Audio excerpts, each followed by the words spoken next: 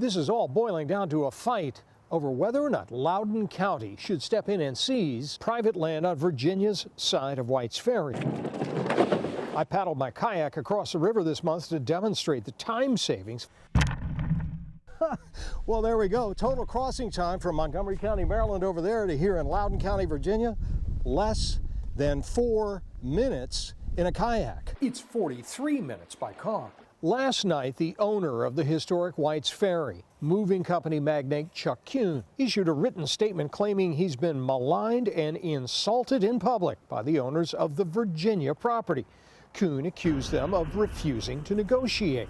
Kuhn owns the ferry boat and the land on the Maryland side, but Rockland Farm owns the ground on the Virginia side and is insisting on being paid either $2 million or 50 cents per car to let the ferry dock on their land. Kuhn refuses. So the ferry, which has run since the 1780s as a private, family-run operation, sits.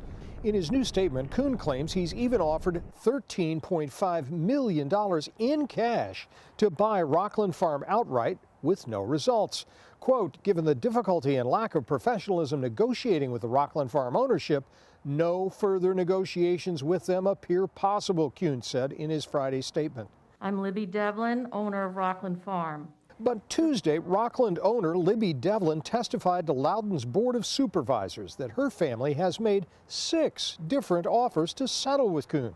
Rockland Farm deserves to receive fair payment for the uses of its landing, just as the new ferry owner should be compensated for the use of the Maryland landing if the shoe were on the other foot. Unfortunately, the prospect of the county condemning Rockland's landing for the new owner's use creates a disincentive for him to negotiate with us.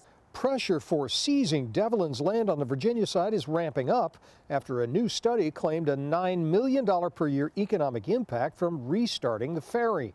But the study also found that a government takeover of the ferry could cost taxpayers $3 million per year. Loudoun supervisor Caleb Kirshner weighed in. This is a dispute between private parties, a dispute that we really don't want to get involved in unless we absolutely have to.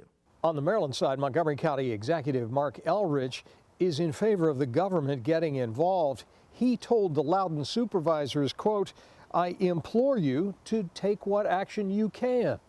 Scott Broom, WUSA 9.